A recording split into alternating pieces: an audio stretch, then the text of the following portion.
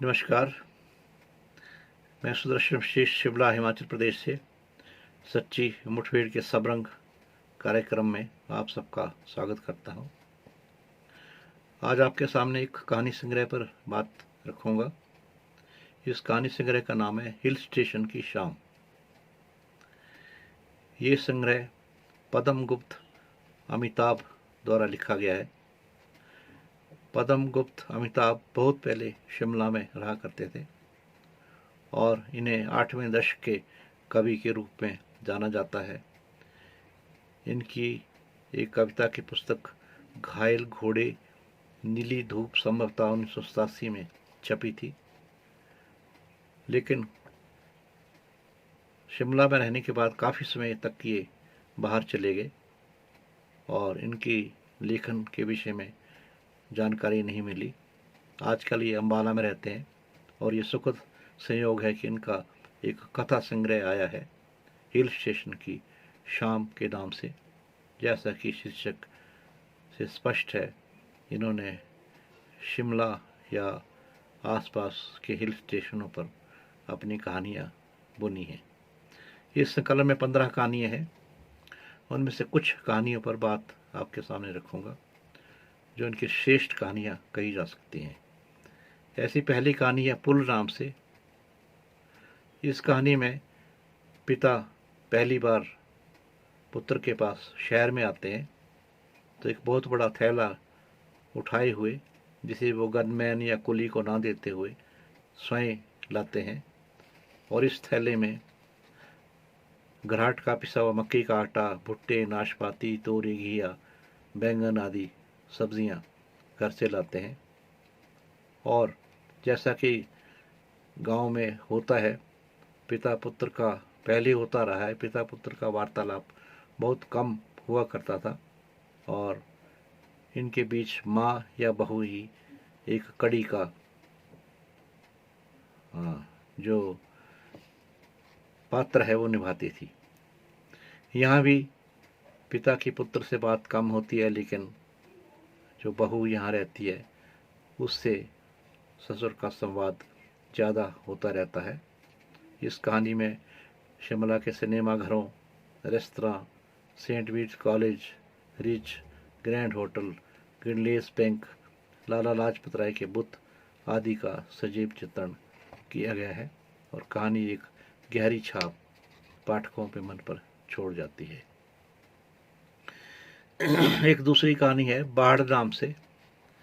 यह भी एक बहुत मार्मिक कहानी है जिसमें पहाड़ों पर निरंतर बारिश और बादल फटने से बाढ़ आने के चित्रों का और उसके बीभत्स परिणामों का एक चित्र खींचा गया है।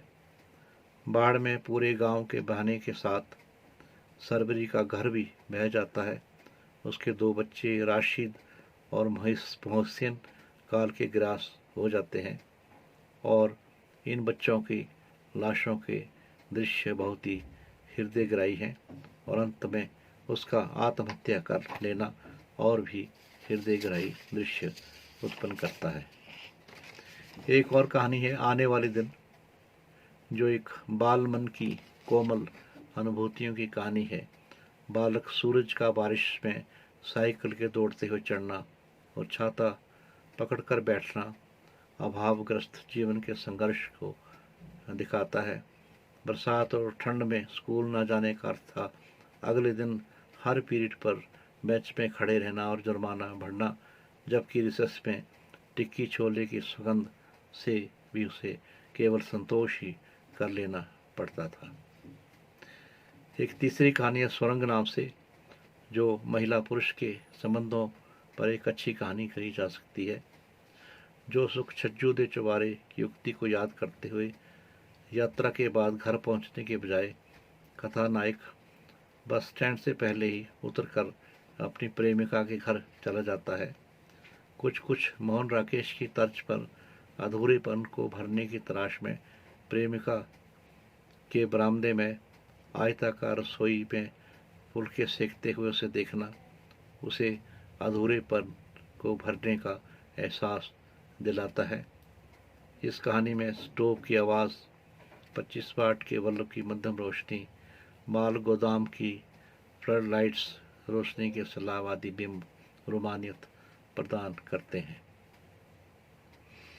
एक और कहानी है अब गिलहरी नहीं आती।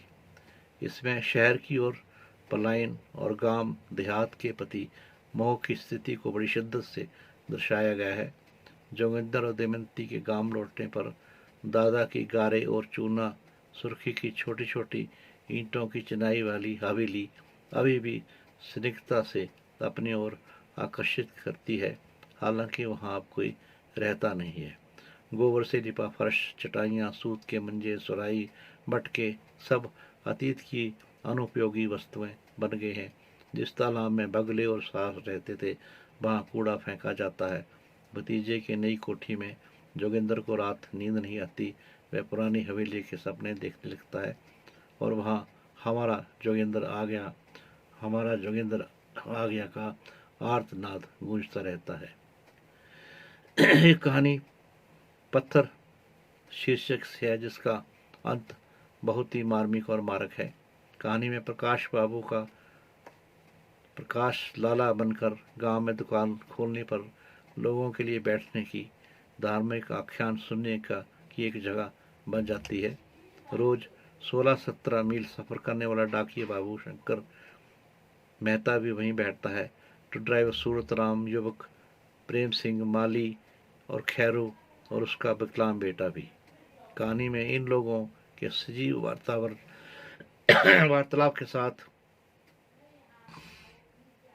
माली, खैरू और उसके गूंगे बेटे का दुकान में सत्संग के बाद बरसात के मौसम में वापस लौटने का एक चित्र दिखाया गया है, जिसमें सांप को एक डंडे से मारा जाता है और भी सोच आती है कि अगर सांप गूंगे को काट लेता तो इसका बेटा वहीं देह से मुक्त हो जाता है। खैरू के मन में कई तरह के विचार आते हैं और वह अपने बेटे को सीने से लगा लेता है। एक और कहानी है वो सुबह, जो पुलिस वालों की बेढब बोली और व्यवहार को लेके है, जिसमें पड़ोसी करमजीत तो अपवाद है, लेकिन शेष सभी पुलिस वाले गाली गलौज करने वाले हैं। जमा 60 के सपने रिपोर्ट ताज किस्म की कहानी है, जिसमें 60% अंक लेकर पास होने के लिए 3 छात्रों की गतिविधियों का बयान है। स्टेशन के आसपास घूमते इन छात्रों में इंजीनियर और वैज्ञानिक बनने के सपने हैं। इनमें से एक 60% में, दूसरा 5-7 अंक लेकर 5-7 अंक कम लेकर उत्तीर्ण होता है, तीसरा कंपार्टमेंट के दलदल में फंस जाता है। कुछ रेखा चित्र सा लिए हुए कहानियाँ भी हैं, जिनमें एक कहानी देव है और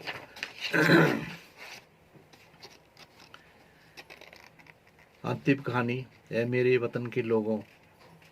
आकाशवाणी शिमला में 2 कविताओं के प्रसारण के लिए रेडियो स्टेशन आने की कथा है, जो भारत पर चीन के आक्रमण के प्रसंग को लेकर माओ निर्गुट राष्ट्रों, भारत रूस संबंधों, वियतनाम युद्ध, नेहरू की मृत्यु आदि घटनाओं के साथ बखानी गई हैं। इस कहानी में बहुत सी ऐसी घटनाओं को दिया गया है जो उस समय के युद्ध के समय घटी गई थी। कहानी का जो शीर्षक कहानी है हिल स्टेशन की शाम, ये एक लंबी कहानी है और मनोवैज्ञानिक कहानी है। यह भी महिला पुरुष के उन रहस्यमय संबंधों को लेकर है जो बहुत समय के बाद खुलते हैं। गेहूं रंग की तीखे नाक नक्श वाली सुमी का लंबी उम्र बीत जाने पर अजय भाई का एक चमकाने वाला पत्र आता है, जिसमें लिखा है we could even have married.